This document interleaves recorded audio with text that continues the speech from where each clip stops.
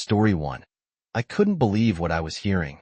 Here I am at a major Chamber of Commerce function, about to receive an award, and Rhonda, my wife of 10 years, just whispered in my ear that she was going to leave with Gerald, my business partner, for a weekend in Las Vegas immediately after the award ceremony. Are you out of your mind? I asked quietly, so as not to be heard by anyone else. Only with lust, she whispered back. For him. Right now, I'm feeling his hardness through his trousers, and soon I'll be putting it inside me. We need to talk, I told her, but not now, later, after we get home from the ceremony. No, Ron, she said. I'm telling you how it's going to be. If you want to talk, you can give me some ideas, or maybe remind me of the things you've always wanted me to do with you but refused. I'll be home Monday evening, and we can talk then if you still feel the need. This was the start of a 3-day weekend, and I knew she didn't have to be back to work until Tuesday. And you plotted this with him? I asked quietly. Of course, she said. His wife also knows. I looked and saw my soon-to-be ex-partner and friend sitting next to Rhonda with a smug grin on his face. I wanted to punch him, but not here, not in front of all these people, these so-called pillars of the community. I looked at Judy, his wife, who sat next to him. She didn't look too happy at all.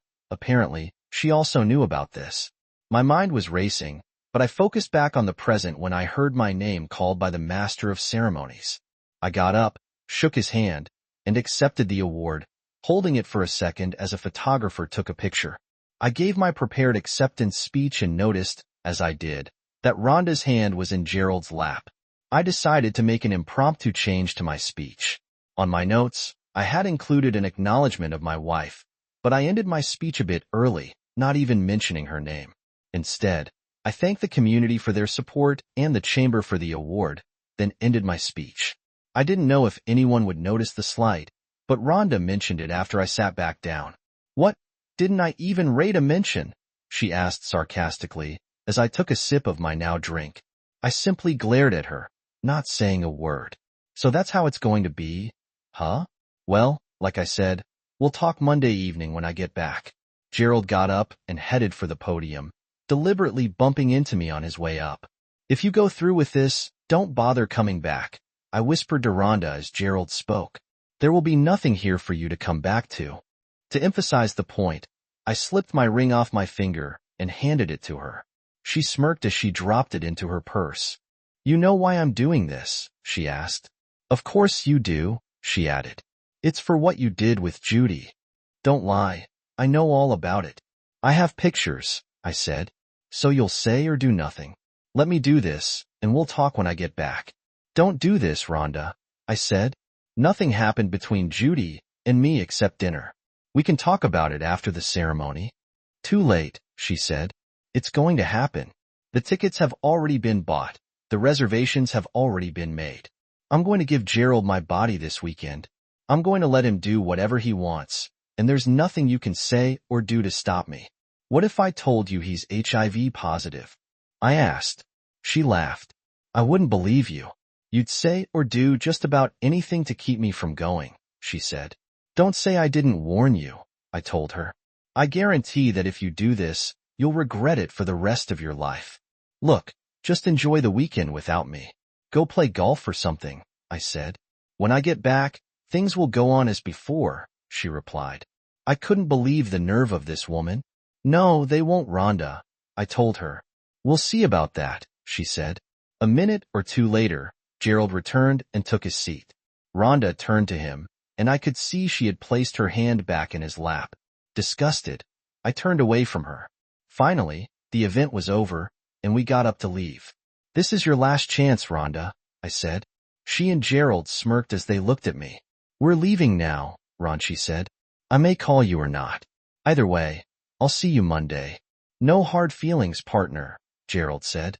I promise not to damage her too badly for you. We're done, Gerald, I told him calmly. As partners and friends, I don't ever want to see or hear from you again. We'll see about that, partner, he said as he guided Rhonda away. I turned and looked at Judy, who had tears falling down her face. Do you need a ride home? I asked her. She shook her head. No, I have an Uber coming for me, she said. Thanks for asking anyway. Didn't you tell them that nothing happened between us? I asked. That it was just a dinner and a conversation? I tried, but they wouldn't listen, she said. Gerald has pictures of us at the restaurant, and Rhonda insists it was a prelude to an affair. You know how she can get sometimes. Yeah, I knew all right until now. The only complaint I had about Rhonda was her uncanny ability to act on false assumptions. And once she got something in her head, there was almost nothing anyone could do to change her mind. I see, I told her. I'm sorry, Ron, she said. You don't deserve this. I only hope he fought enough to bring protection. It doesn't matter, I said. Whether he uses protection or not is immaterial. The fact that she's going to let him be with her is all that matters. No, I'm finished with both of them. What are you going to do? She asked. What I need to, I told her. What about you? I told Gerald if he went through with this, I'll divorce him, she said. And that's exactly what I intend to do. This isn't the first time he's cheated on me, but by God, it'll be the last. Good for you, I said. Let me know if there's anything I can do. If you like, I can refer you to a good lawyer. Thanks, Ron, she said. I appreciate that. With that, she left, and I followed shortly, making my way back to the car. On the way home, I thought about the last 10 years. With Rhonda, we married about 5 years after Gerald and I went into business together. Gerald introduced me to her after we had been in business for about 4 years. By then, he and Judy had been married for 3 years. Rhonda and I dated, fell in love, and got married. Gerald was the best man at our wedding, and I never would have believed he would be capable of doing something like this. I never thought Rhonda would either. By the time we got married, the business was growing significantly, so my lawyer suggested I have her sign a prenuptial agreement to protect my assets, which included my home and the business. She didn't like it, but she signed it anyway. I made sure the agreement was equitable and included a clause for infidelity. I had a lot to do, and not a whole lot of time to get it done. It was still fairly early in the evening when I got home, so I called my lawyer, Jim Simpson, on his cell. Hey Ron, he said, I thought you and Rhonda would be celebrating your award tonight. What's going on? He listened as I told him what happened earlier in the evening. Oh my God, Ron, I'm so sorry to hear that, he said when I finished. You want me to start drawing up papers?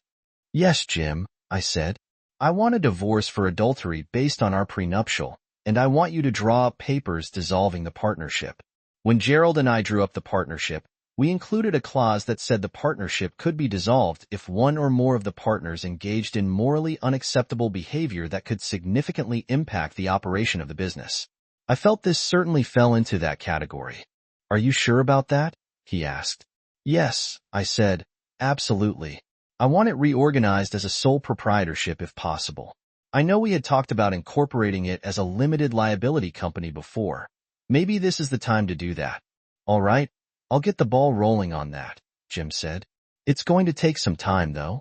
I know, I said, but I want the partnership dissolved as fast as possible, and I want my losses mitigated as much as possible. Consider it done, my friend, he said. Thanks, I said, ending the call. I knew that under the terms of the agreement, I would have to pay Gerald something to get him out of the company, so the less I had to give him, the better. I knew Jim would come through for me. A couple of hours later, I got a call from Rhonda. I just wanted to let you know we're at the hotel in Vegas, she said, and I'm so ready for a weekend of fun. Rhonda, you should know before you do this that Gerald is HIV positive, I said. If you go through with this, you'll regret it for the rest of your life. Stop this nonsense and come home right now. If you do, then maybe, and I do mean maybe, we can fix our marriage. Oh, Ron, she said with a laugh. Are you still on that? Get over yourself. This is going to happen. I'm going to let Gerald enjoy my body all weekend long. Rhonda, I'm meaning you, I began to say, but she had already ended the call. That was it. I had warned her, but she refused to listen. The rest of my now screwed-up weekend was spent exercising Rhonda for my life on Jim's advice. I went to the bank on Saturday morning and took care of things there, paying off the credit card before canceling it. I got 3 voicemails from Rhonda and a few text messages over the weekend. She was doing her best to get me riled up. Oh, yeah, she moaned in one of her voicemails. Gerald is buried deep in me right now, Ron. It's so much bigger than yours and feels so much better. The other voicemails were similar. I forwarded all of them to Jim, so he could have them as proof of Rhonda's adultery. I also forwarded them to Judy, so she could use them in her divorce from Gerald. I called a locksmith and had all of the locks changed on the doors. I wasn't worried about keeping the house, as I had bought it before we got married and the mortgage was in my name only. I tossed all of her clothes and prized possessions into trash bags and crammed them into her car, leaving enough room for her to drive. I pulled the car out of the garage and left it in the driveway. I pulled down all of the photos that included Rhonda. I broke up the large wedding portrait that hung over the fireplace before placing the broken pieces inside to be burned. By the time I was finished, there was no evidence that she had ever been in the place. After listening to her voicemails the next morning, I called her mother and said, "We need to talk." She invited me over for lunch, so I went. After eating a sandwich, she asked me what was going on. So, I told her everything. I even played the voicemails Rhonda had left. By the time I finished, she was inconsolable. "That stupid girl," she said. "I can't believe she would do something like this to you. I'm so sorry, Ron. Of course, she can stay here until she gets back on her feet, but I'm going to tan her hide for this." I told her, "I'm sorry as well, Mom. I always thought of Rhonda's mother as Mom, especially since my own mother died from a stroke a few years before. She's going to need all the help and support you can give her," I added. "Of course," she said, "but I'm still going to put her over my knee." I chuckled and gave her a hug. "Please stay in touch, Ron," she said as we broke the hug. I promised I would and left. She was still wiping tears from her face when I left. From there, I went to a tavern that served the juiciest burgers and enjoyed one with a couple of beers.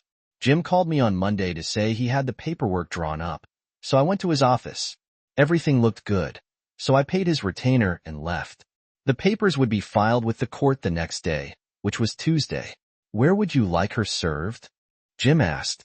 "Preferably at her place of work," I said. "She humiliated me in public, so I think it's only fair I return the favor." "Okay," he said before I left. I got a couple more voicemails from Rhonda that day, the last one letting me know she was on her way home. I got a good laugh at that. Gerald dropped her off that evening at about 5:30, then took off. Apparently, he was a bit too cowardly to face me after what he had done. I waited and heard her come onto the porch. I heard her trying her keys, but none of them worked. Finally, she rang the doorbell. I ignored it for a few minutes, and she began pounding on the door. "Let me in, Dan," she yelled. I got up and walked to the door. I opened it and stepped outside. She looked at me before trying to walk inside, but I stopped her. "What are you doing?" "I live here too," she said. "No, you don't," I told her. "You gave up that right when you left Friday night. But I told you I would be back, and we could discuss things if you still wanted to," she said. "Why is my car in the driveway? Why isn't it in the garage? And what's all that stuff in it?" "That's all your stuff, Rhonda." I said, "Like I said, you don't live here anymore." "I know you're upset," she said. "We can talk about it if you want. I wanted to talk with you on Friday, but you weren't interested, remember?" I asked. "I practically begged you to listen to me, but you flew out, refused, and insisted on spending the weekend with Gerald." "That's right," she said. "Since you were with his wife, I figured I deserved to get some revenge." "And what proof do you have that I was with Judy?" I asked. "Show me." She pulled out her phone and showed me a picture of Judy and me at a table in a restaurant. "What's that?" she asked. "That's two people talking over dinner," I said. "There's no intimacy in that picture, and nothing happened between Judy and me, for that matter. I have never been with another woman since you and I became exclusive." "Then why were you having dinner with her?" Rhonda asked. "Surely you expected something afterward." "There you go again, making false assumptions," I said. "That's what I wanted to talk to you about on Friday, but you refused to listen to me." "Tell me," I continued, "did Gerald ever use protection this weekend?" "Of course not," she said. "You know I hate it." "I see," I said. "And I guess you let him finish inside you multiple times." "That's right," she said. "I still have some of him inside me right now. I was going to let you clean it out of me, and if you were repentant, I was going to let you have intimacy with me. But I don't think that's going to happen." "So, You were planning to kill me then? I said. Of course not, she said. Where did you get that silly idea from? Do you remember a few months back when he said he wasn't feeling too well? I asked. That was just a few weeks after he returned from a trip back east, I continued. Yeah, I remember, she said. I suggested he go see his doctor and get checked out. He never told me what the doctor said, but Judy learned he tested positive for HIV. You want to know how she learned about it? I asked. I'll tell you. She learned about it because he infected her. She tested positive just recently. That's what we were talking about at dinner that night, I said. At the time he infected her, he didn't know he had it, but he sure as hell knew this last weekend when he was with you. I handed her a copy of Gerald's test results Judy had given me the night we had dinner. Rhonda's face turned white, and her eyes widened. I even told you on Friday, but you refused to listen. Oh my God. You were telling the truth. I'm going to get sick. She doubled over and vomited in the front yard. I stood and watched as she retched several times. When she finished, she looked at me, scared. I'm going to die, aren't I? She asked. I shrugged my shoulders. I'm not a doctor, so I don't know. Judy said her doctor told her it wasn't the death sentence it was a few years ago, but it's still pretty rough. At any rate, I suggested you go see Dr. Barnes first thing in the morning and let him know. Have him run some tests on you. Maybe if he can catch it early enough, he can do something. But I do know that our marriage is dead. Where will I go? She asked, tears falling down her face.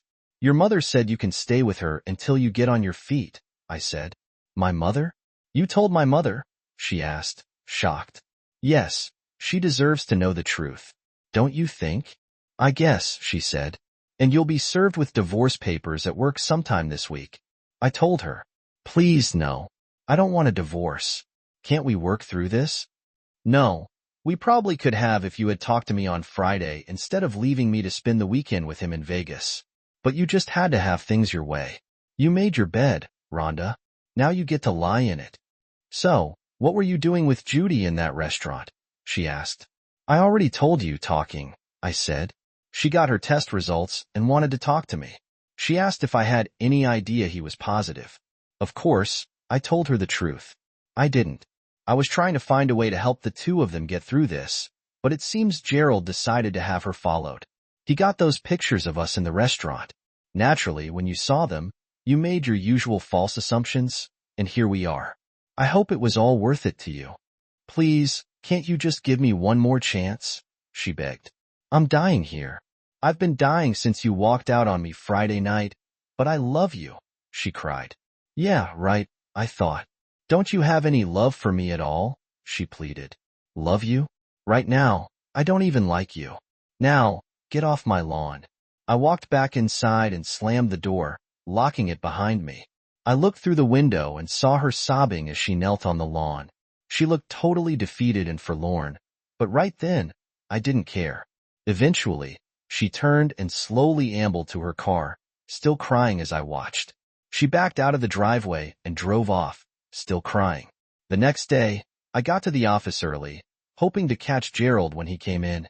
I had already advised security to confiscate his badge when he arrived and had a couple of security officers waiting by his office. When he arrived, he gave me a smirk, but lost it when he saw the officers. What's this all about? He asked.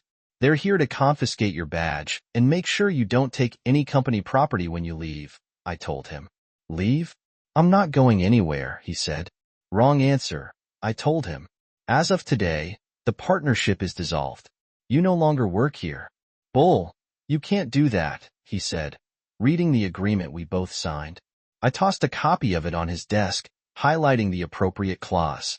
The dissolution of the partnership is being filed this morning, and the company is temporarily being reorganized as a sole proprietorship. I'll give you 15 minutes to pack your things and get off the property before I have you escorted out. Is this all because I was with your wife over the weekend? He asked. Partly, it's also for deliberately exposing her to HIV, which I've been told is a crime in this state, I replied. What? He asked.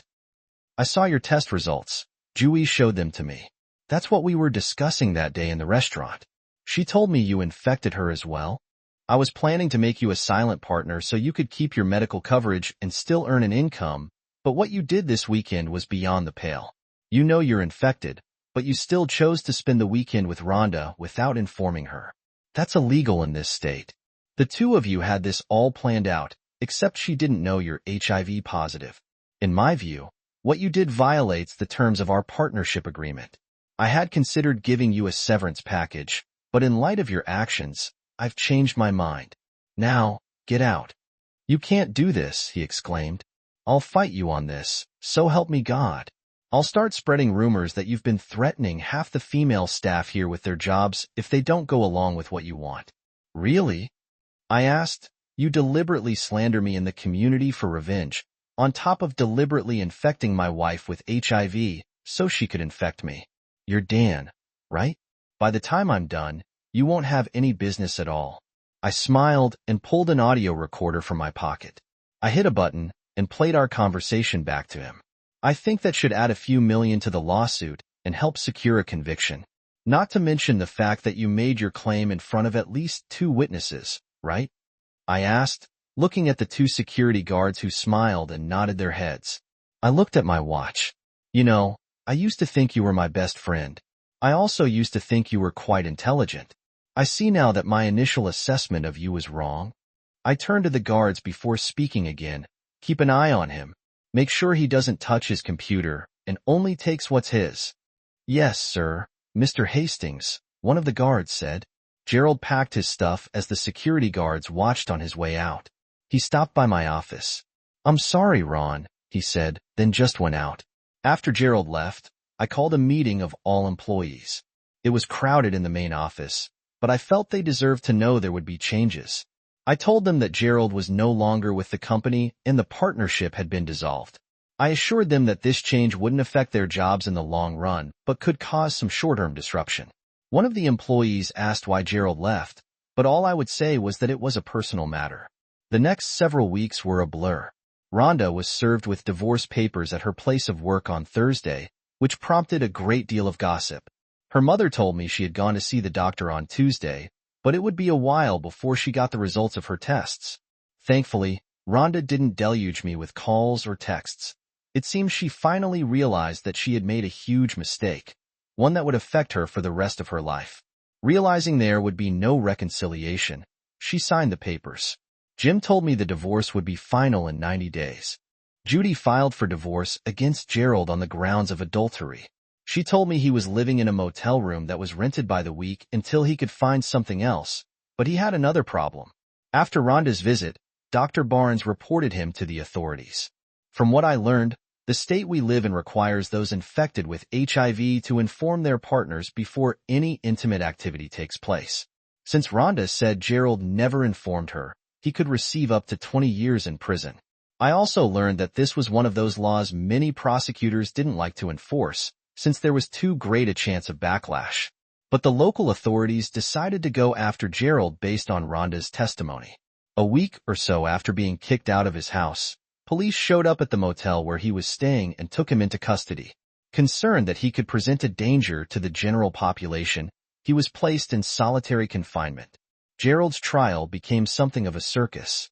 The prosecuting attorney painted him as a cruel, manipulative man who deliberately set out to infect me, his partner, with the disease by first infecting Rhonda. Rhonda testified, as did I. Judy also testified, and the prosecutor played the audio I captured in my office, putting Gerald in an even worse position. It didn't take long for the jury to convict him. Disgusted by what he heard, the judge sentenced him to the maximum allowable by law, minus 20 years in the state penitentiary. But Gerald's problems were far from over. Now he was in the middle of a divorce as well as civil litigation. After Judy's divorce was finalized, she sold her home and moved out of the area. Rhonda contacted me a few days before our divorce was final and asked if I would have dinner with her. After thinking about it, I agreed. I felt it was time for closure. We met at a quiet restaurant where we enjoyed a final meal. I hope you're not too scared or ashamed to be seen with me, she said. We're not going to be swapping any bodily fluids, so it shouldn't be a problem. I told her half-jokingly, I got the results of my test. I'm positive. I'm not surprised, but I am sorry to hear that. I told her, "It's not your fault. You tried to warn me, but I wouldn't listen. It's a mistake I'll be paying for the rest of my life." "So, what is the doctor doing?" I asked. "He's got me on antiretroviral therapy. It'll never be cured, but he tells me I can live a fairly normal life if I take the drug every day." Of course, I had to let my boss know. "He's letting me telecommute so I can work from home, and Mom says I can stay with her as long as I need to." "That's good to hear," I said. "My lawyer is also filing a lawsuit against Gerald. I've been told it's pretty much a slam dunk with his conviction, but collecting may be an issue with him being in prison and all." "I see," she told me. "Well, I happen to know that his 401k was pretty substantial, even after subtracting Judy's portion. She also sold their house, so maybe you can get his half of that. Have you spoken with her recently?" "I have," she replied. "She's out of the area, but we still talk from time to time. I'll mention that to her and see what she says." "What happened to you, Rhonda?" I asked. After a while, "I don't get it. I wanted to have kids with you, spend the rest of my life with you." "I don't know," she said quietly. "When Gerald showed me those pictures of you with Judy, I lost it. I just knew you were having an affair with her. I really jumped the shark on that, didn't I?" "Just a bit. But why didn't you just talk to me?" I asked. I was angry. I didn't want to hear anything you had to say. Judy tried to warn me as well, but I figured she was in cahoots with you and would say anything to stop me. "I even told you that Friday about Gerald," I said. "I told you twice. I hoped you would have gotten the hint." "Frankly, I didn't want to hear anything you had to say," she told me. "And now I'm paying the price. I'll be paying it for the rest of my life. Can you ever forgive me for being so stupid?" "I don't know. Right now it's all I can do to be civil around you," I said. "I thank you for that at least," she said. "How are you holding up?" I asked. "I manage," she replied. "I stay pretty busy with the business now that Gerald is gone. My workload has doubled, so there's no shortage of things to do." "Any women in your life?" she asked. "No," I said. "I'm not in the market for a relationship, probably won't be for quite a while. Once bitten, twice shy, you know?" "I'm sorry," she said. "I've learned a thing or two about myself from all of this." "What's that?" she asked. "Never trust anyone," I said. She looked at me, shocked. "I knew Gerald for years before I met you," I continued. "That is, I thought I knew him. I had no idea he was capable of doing what he did. And the things I learned about him during their divorce frankly make me sick to my stomach. What you did certainly didn't help." "Yeah, well, it is what it is," I said. "I see you still wearing your rings," I added, looking at her left hand. "We're still technically married," she said, "at least for a few more days. If you want them back, you can have them. But I was hoping you'd let me keep them." "I don't want them. I'd just take them down and sell them anyway." "Why would you want them as a reminder?" she said. "Of what I once had and threw away," I said. "They're yours," I told her. "Do with them what you want." "Thank you," she said quietly, a tear falling down her cheek. "I'd better get going now," I said. "I had a lot to do yet tonight." "Tell your mother I said hello and good luck," I added. "I will," she said, "and thanks, Ron. I really am sorry about all this." "Yeah, me too, Rhonda," I replied. "Goodbye." I could hear her sobbing as I left. I wasn't as angry as I was when this all first went down, but I still felt sad. It's not easy ending a decade-long relationship with someone you thought you'd spend the rest of your life with. Work went on as normal, and within a year, things had settled down to a steady roar. I had plenty of opportunities, but chose not to date or pursue a relationship. I still had some serious trust issues after what Rhonda and Gerald had done to me. Life consisted of working, eating, and sleeping. I had no social life whatsoever. A year and a half after my divorce, Denise, my secretary, introduced me to her younger sister, Angela, at a company event. She was a couple of years younger than me and had just gotten through a divorce from her husband, who left her for another woman. We began dating, taking things one step at a time. Slowly, both of us had been burned by our previous spouses and still had some trust issues, but as we spent more time together, our trust in each other grew. We dated several times over the course of a month before we ended up spending the night together in my bed. A few months later, I popped the question, and she said yes. Our wedding is set for the spring, to be followed up with a 5-day Caribbean cruise. We extended an invitation to Rhonda's mother, but we don't know if she plans to attend. I'm still hurting from what Rhonda and Gerald did, but Angela has done a superb job of healing the scars. I've done my best to help her heal as well, and I'm certainly looking forward to spending the rest of my life with her.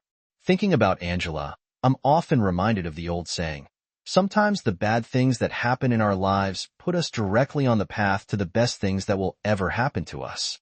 Story 2. I knew things were going to be different as soon as I started my new school. I was born and raised in Philly, and moving an hour away from the city would definitely take some adjustment. Adjustment meant I had to learn to live with it. I kept my nose clean and stayed out of trouble at my father's request and my mother's insistence. The population was diversified, to say the least.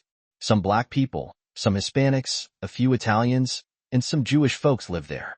The majority were hard-headed Dutch, though they weren't Amish or Mennonites, just German leanings who dominated the area and everything in it. It was a melting pot, so I had no real trouble blending in, but I missed my Philly friends. I stayed in the area after graduation, mainly to be close to my family. I still made regular trips to the old neighborhood and stayed close to my old friends. I got my first job driving a fuel oil delivery truck, and in a few years, I was working inside, dispatching and taking orders. I had a knack for the business and could actually see myself as an owner of a similar operation in a few years. I had no trouble finding friends of the opposite gender, and my social life was better than expected. When I got married, my mother was a little disappointed that my new wife wasn't Italian, but she did her best to make sure Marcy was accepted without reservations. After 2 kids, Marcy insisted I get a vasectomy. I had no problem with that, but once the kids started school, Marcy wanted to go to work. My father never felt it was a good idea for a wife and mother to work. I'm not completely sure of the rationale behind this, but looking back, it made sense. It wasn't that I minded Marcy working, but I disliked the fact that she was socializing with people she knew and grew up with. I liked some of her friends, but not all of them. In school, she had been involved in all sorts of student activities and enjoyed them. I avoided such things and the people who participated. I always felt they were a bunch of snobs sitting around stroking each other's egos. I knew she had been active before we met, and we two never discussed what we did before we were together. It wasn't a rule, just something we fell into. We were married for about 10 years when things started to fall apart. Marcy had been working in the claims department of a local national insurance company. I got concerned when she started working overtime on weekends. 6 months later, I knew I had to end it when the seminar came up. Tony, I don't understand the problem. It's only for 3 days. I already talked to your mom, and she agreed to stay with the kids while I'm gone. You'll be home in the evenings. I know you can cook for yourself. I couldn't believe she had the nerve to ask, who's going on this seminar? She perked up a little when I responded, 6 girls from the department, Betty Klink from personnel, and Rodney. I smiled when she said his name. I was amazed she hadn't figured out that I knew all about her special lunches and late-night work sessions with her boss, Rodney Foote. Rodney and Marcy grew up together. He was one of those kids who joined every club in school, but never participated in sports. Do you take me for a fool, Marcy? I asked. I don't understand. What are you talking about? I've known about you and Rodney for 6 months now. If you think I'm going to let you go away with him for 3 days, you're out of your mind. Tony, what are you talking about? Rodney is my boss. There's nothing going on between us. I would never think of cheating on you. You know that. I looked at the empty beer can in my hand and slowly got out of my chair as I walked to the kitchen. I crushed the aluminum can and threw it at the trash. I missed but didn't bother picking it up. The microwave made a hissing noise as I popped the top and sat back down. Marcy just sat waiting for me to respond. You're the mother of my children, and as a mother, you do a great job, I said. The only reason I haven't thrown you out is because of that. I talked to my mom, and she said I should stay firm for the kids' sake. If I divorce you, the courts will give you my kids. I can't let that happen. You told your mother I was cheating on you. No, someone from church told her. I didn't deny it when she confronted me. You're not serious. I don't believe you. Why are you saying all this? I took a swig of beer and smiled. Rodney lives at 321 David Drive, 3 blocks from your office. You and your boss go there about 3 times a week and stay for 3 hours each time. What do you do at his apartment for 3 hours? After you explain that, tell me about all the overtime you've been putting in at the office. Did you know your office cleaning lady goes to church with my mother? Her eyes filled with tears, and her lower lip trembled. As long as you don't publicly embarrass me or my family, I won't do anything. If that changes, all bets are off. You can leave or stay, but you won't take my boys from me. She jumped to her feet, clearly upset. Dan, you Tony, I hate you. That was the first time she'd ever insulted me, and the first time she made a derogatory remark about my heritage. The Dutch in her finally came out. We had 2 boys, Terry and Rick, who shared a room with bunk beds. The 3rd bedroom became my room. It was a rented house. We had over $60,000 saved for a down payment on our dream home, but my dream had turned into a nightmare. Nothing more was said about the seminar. Marcy no longer worked overtime. She packed her lunch every day. The atmosphere at home wasn't chilly. It was freezing. Mom had no new feedback from her church friends. Things seemed normalizing, but I still felt uncomfortable. There was no intimacy between us, and I knew I wouldn't tolerate that for long. Against my better judgment, I agreed to accompany Marcy to her company Christmas party. I didn't want her to go alone, and I thought I could quietly pass the evening by staying out of the way. It was a good plan, but full of flaws. The company rented a hall with a dance floor, buffet table, and open bars. By the time we got there, the only tables left were near the company big shots. It was obvious all the employees were avoiding those seats. Things seemed all right for the first hour. I noticed Rodney across the room, hanging out with some friends. Several of Marcy's co-workers asked her to dance, and I was fine with it since I didn't want to. I was on my 3rd beer when I noticed Marcy and Rodney exchanging glances, nods, and head tilts.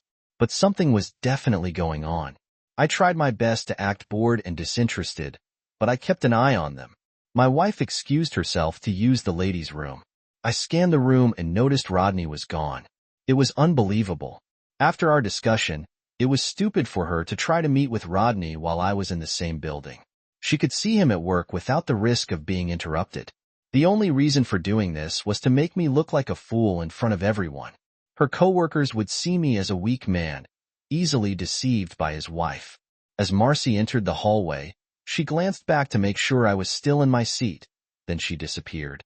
I excused myself from the table and headed for the restrooms. I noticed Rodney's buddies weren't smiling anymore. I checked the ladies' room first, but it was empty. I had better luck in the men's room. They were kissing, his back to me, and his hand was under her skirt. There was no resistance on her part. I grabbed Rodney by the neck and slammed his head into the bathroom tile. Something definitely broke. I heard Marcy shouting my name, but I ignored it. I spun Rodney around, and blood from his broken nose splattered on my shirt. He was LMP but still standing, so I punched him in the stomach. He went down and started vomiting. Marcy pulled on my jacket, but I didn't react. Things were quiet in the main hall as I dragged Rodney to the middle of the floor by his necktie. The band stopped playing, and everyone watched as I dropped him. I looked around the room to see if anyone wanted to help him, but there were no takers. I'm sorry for ruining your party. I'll be going now, but I'm leaving my wife here for your entertainment. Drop her off at the house when you're done with her. Rodney was trying to get up, his face a bloody mess. Marcy stood in the doorway, her mouth hanging open. It was hard to tell if she was upset with what I had done to her lover, or with what I had just said to her coworkers. I didn't care. Rodney was directly under the mistletoe, and I couldn't help myself. Before leaving, I kicked him, and he collapsed. No one ever said a word.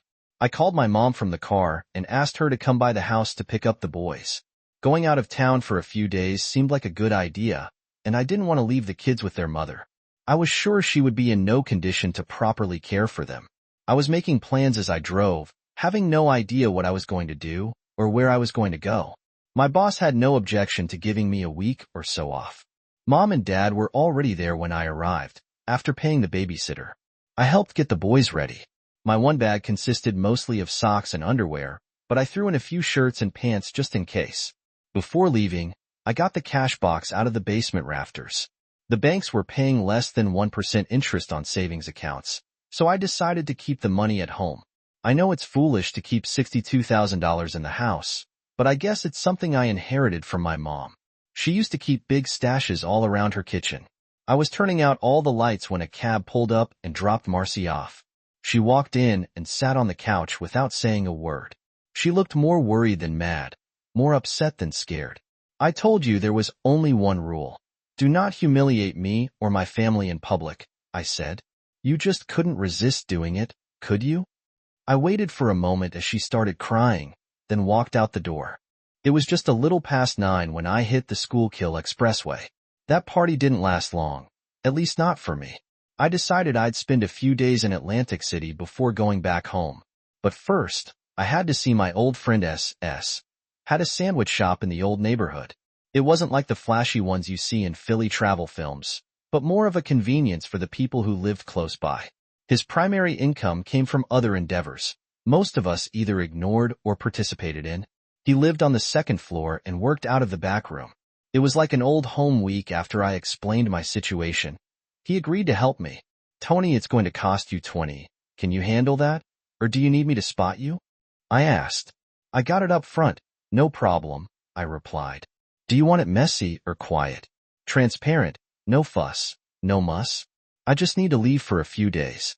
Got anything set up? No, I said. I was thinking of going to Atlantic City. How about 6 days and 7 nights at the Taj?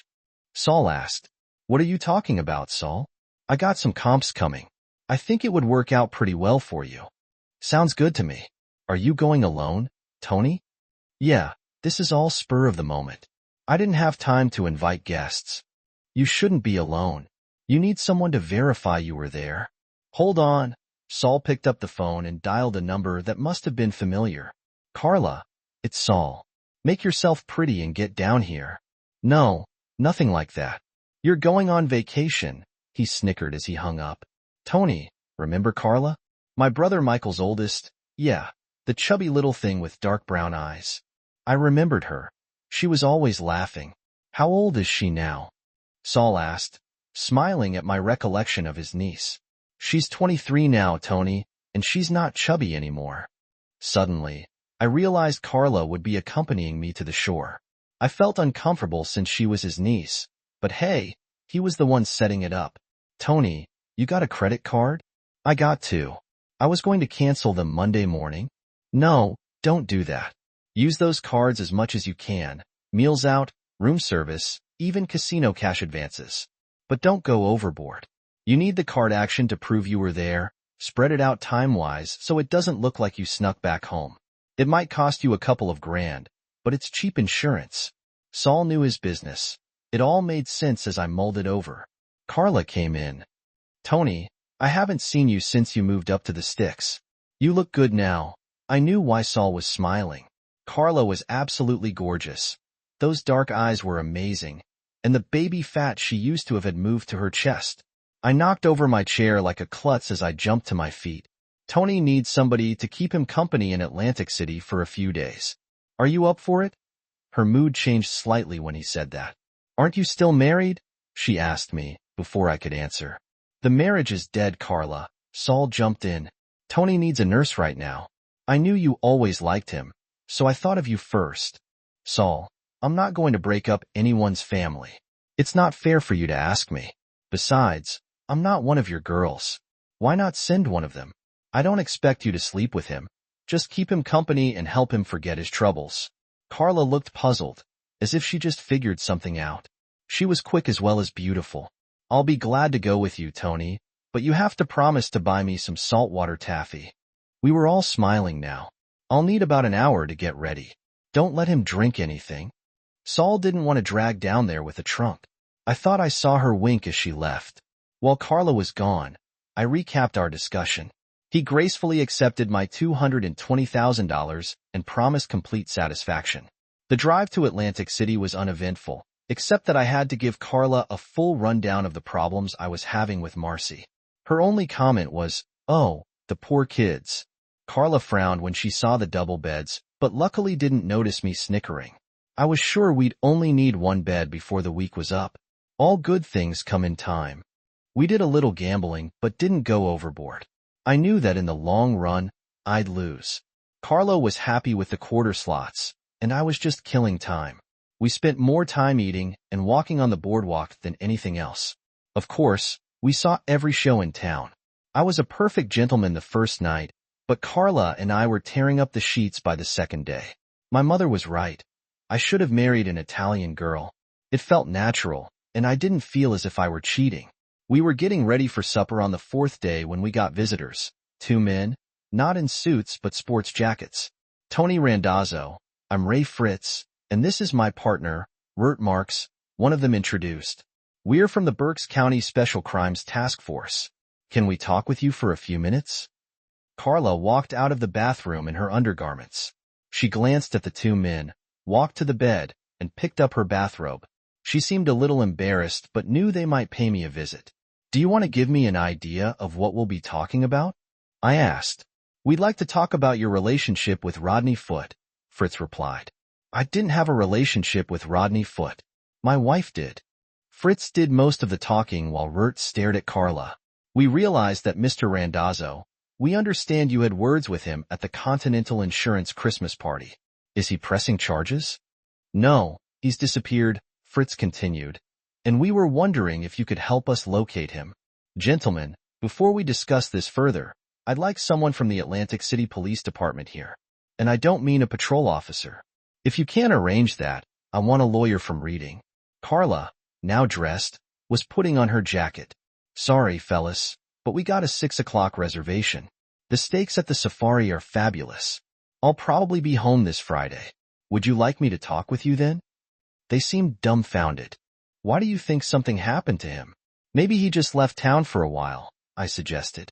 He was picked up by a cab leaving the Community General Hospital on Sunday morning, and no one has seen him since. I nodded. Well, I've been here since Friday night. You can verify that with the hotel staff. Now, if you'll excuse me, we're going to have some steaks. Any more questions? Yes, but they'll wait until Friday. We expect to see you then, Fritz concluded. I gave them a simple nod and gently steered them towards the door. We all rode the elevator together, and nothing more was said when we reached the lobby. They went to hotel security, while Carla and I headed for the safari. Terry and Rick were all over me when I got home. The saltwater taffy helped. Marcy, on the other hand, was cold. It was clear she had no idea what was expected of her. After talking with the police, I spent the afternoon with the boys and planned to have a talk with Marcy that evening. The boys were in front of the TV for the night, so I sat at the kitchen table, waiting for Marcy to finish cleaning up. She took longer than usual, but I didn't budge. Finally, she turned toward me and sat with her elbows on the Formica top. What did you do with Rodney? She asked, not mad or demanding, but sincerely concerned. I was in Atlantic City all week.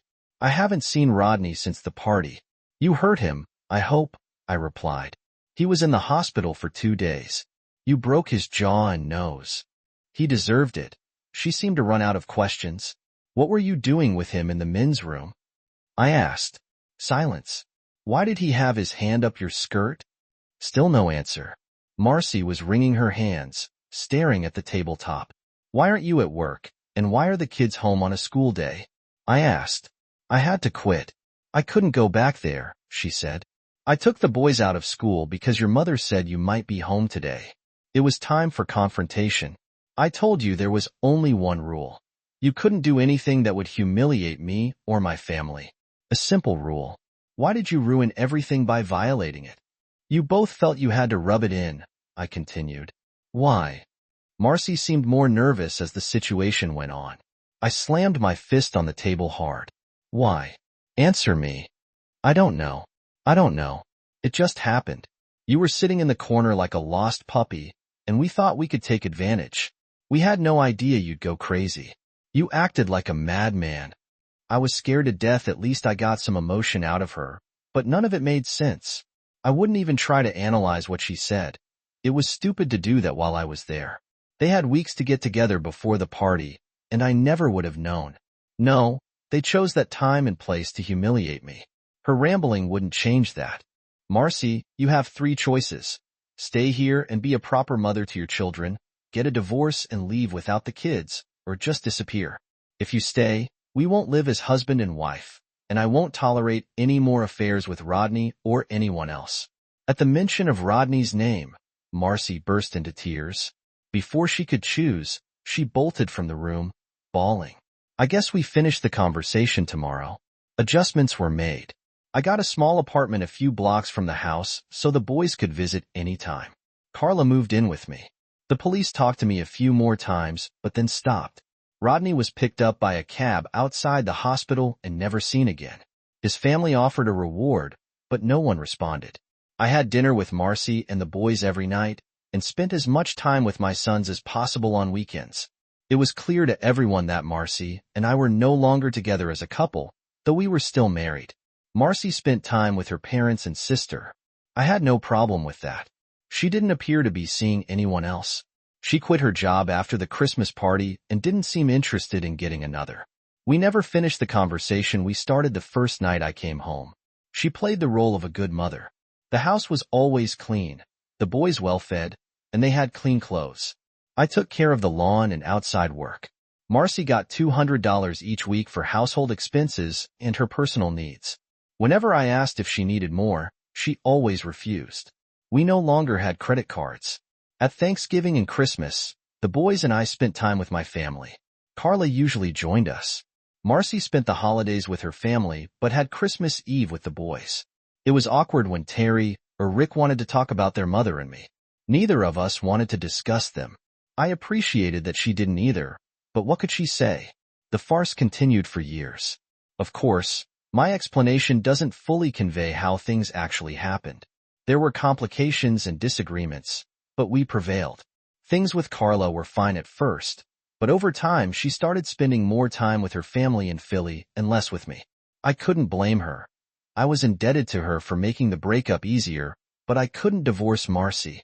As long as the boys lived at home, I couldn't throw her out. Those were self-imposed limitations, but I stuck with them. I hated the situation but couldn't think of an alternative. The boys, however, did not. Terry was 16 when things came to a head. A new kid at school, related to Marcy's former lover, provoked Terry about the situation. It was the first time anything had come up, and Terry wasn't prepared for it. Rodney's nephew ended up in the hospital, and I had to pick Terry up from school. He was expelled for 2 weeks and faced assault charges. Rick, who witnessed the incident, tried to help Terry and ended up losing 2 teeth. But he gained his brother's admiration when I brought the boys home. Terry tore into Marcy for not talking to them about what happened years ago. Marcy didn't defend herself. She just listened as her oldest son vented. I left them and took Rick to the dentist. He wasn't too broken up about the teeth, but I wasn't thrilled with the dental bills coming up. When we returned, Marcy was gone. Her car was still there, but that was it. Terry said she grabbed her purse and left without a word or explanation. I took a week off to settle things. Marcy's parents and sister refused to talk to me. After a week, I still didn't know where she was or what her intentions were. Carla and I moved into the house. Sharing a bed was uncomfortable at first, but the boys accepted it far more easily than I expected. Everything connected to Marcy disappeared one day while I was at work. I had no idea what Carla did with it, and I didn't ask. Carla took over all the duties Marcy had handled. I gave her a few credit cards to make things easier. It was odd that I trusted Carla more than I ever trusted my wife. I sold Marcy's car and bought a new one for Carla. Family gatherings were less stressful with the new arrangement. Carla was happier, and my mother was elated. Terry and Rick had no more trouble at school, and Rodney's nephew never returned. Things were finally looking up, but I was still married. I waited 2 months before reporting Marcy as a missing person. Actually, I reported her as a runaway spouse so I could use the report when filing for divorce on grounds of abandonment. 2 months later, I submitted the papers. Marcy had to be gone a year before the divorce would be granted. I was planning ahead. Things normalized. Terry and Rick had no trouble talking to Carla. They never called her Mom, always Carla. But everything was fine. We were more like a family than we'd been in years. One day, my final divorce decree arrived. I was a free man. 2 weeks later, Carla and I drove to Elton and tied the knot. We were a family again. Terry graduated and joined the Air Force a year later. Rick went to meat cutting school in Toledo. Everything went so fast. Soon, Carla and I were alone. We never heard from Marcy. Mom and Dad moved to Ocala and made everyone promise to visit at least twice a year. Nothing held us in reading, so Carla and I moved back to Philly. Rick got a job at a fancy butcher shop in Westchester after graduating. We saw him a few times a month, and he always brought something nice to surprise us. A year later, one of Carla's nieces got married, and we had to attend an Italian wedding in Philly. It's a big deal, lots of relatives and freeloaders looking for booze and free food, but there was plenty to go around. We were sitting with friends, enjoying the evening, when I noticed Carla seemed nervous. She kept glancing across the dance floor. I saw nothing and forgot about it until she excused herself to the ladies' room. Something didn't feel right. I watched her walk toward the back of the hall, meet one of her old girlfriends, and chat. She didn't go to the restroom but instead walked over to one of the cell's personal assistants. Carla gestured toward the table her girlfriend had come from. There were 3 guys and 3 girls at the table. They looked like thugs trying to be something they weren't. The girls were overdressed and leaning on the flashy side. Carla returned with a pensive but confident look. "Tony, we have a small problem," she said. "I figured that from your trip around the room. Care to explain? You have to keep your cool in a couple of minutes. One of the guys at Gina's table is going to come over and bake you." "What do you mean, bake me?" I asked. "He's going to insult you to make you mad. When you get up to fight him, they'll gang up and beat you." "What am I supposed to do? Let him get away with it?" I asked. "Play along until Bobby V and the boys get in position. You might have to handle one, but that'll be the worst of it." "Play along, how?" "Let him insult me, then agree. If he calls me A, ask how much he's willing to pay. Whatever you do, don't let him rile you." What brought this on? What did I do to these guys? I wondered. "Look at Gus's table. Do you see the girl with short platinum hair?" she asked. "Yeah, look closer. Holy cow, it's Marcy. What's she doing here?" "Marcy's boyfriend is somehow related to the bride. She's still mad at you and set him up to fight you. I guess she's looking for payback. While you and the guys take care of things, Jen and I will be talking to Marcy in the ladies' room. It won't be pretty." I didn't like how things were going. This was a wedding. A young bride would remember this night for the rest of her life. It wasn't fair for a few thugs to ruin it. 10 minutes later, I saw Marcy's boyfriend get out of his chair. I stood up and excused myself from the table. Carla gave me a strange look, but seemed to understand. I casually walked to the side fire exit, where people went for a smoke. The boyfriend gestured, and the other 2 guys followed him. They didn't see the 3 guys coming up behind them with the Louisville sluggers, kept behind the bar. 6 guys were smoking outside the fire exit when I told them to leave. They didn't argue. I walked about 20 paces from the door, stopped, and turned. The guys came out smiling, but not for long. A few seconds later, they heard the door close behind them. The smiles vanished when they saw 3 guys with bats and the father of the bride. It was over in 30 seconds. I never raised a hand. "I'm sorry for any inconvenience caused on this special night," I said. I felt like a character from The Godfather. "A risk, thank you for taking it outside," he said, shaking my hand before returning to his daughter. I thanked Sal's guys for their help and went inside to look for Carla. They stayed to clean up. It was time to leave. Carla was nowhere to be found, and Marcy's table was empty. Rick and a few of his friends had caught wind of the commotion and found me at the bar getting a drink. "Dad, what's going on?" I wanted to bite my tongue, but it didn't work. "Your mother was here with her new boyfriend." "That's all I need to know," Rick said with a smile, turning to the bartender to ask for a beer. We sat and talked about other things for about an hour. Carla finally showed up looking a little worn out. "Where have you been?" I asked. She gave me a wicked little smile. "Gina and I had to take your ex-wife to the hospital. She wasn't feeling too well." Rick and I couldn't stop laughing. "Tony, can we go home now?" It had been a long night, but a lot of fun. We never saw Marcy again. Carla and I are still together in the old neighborhood. Life is great.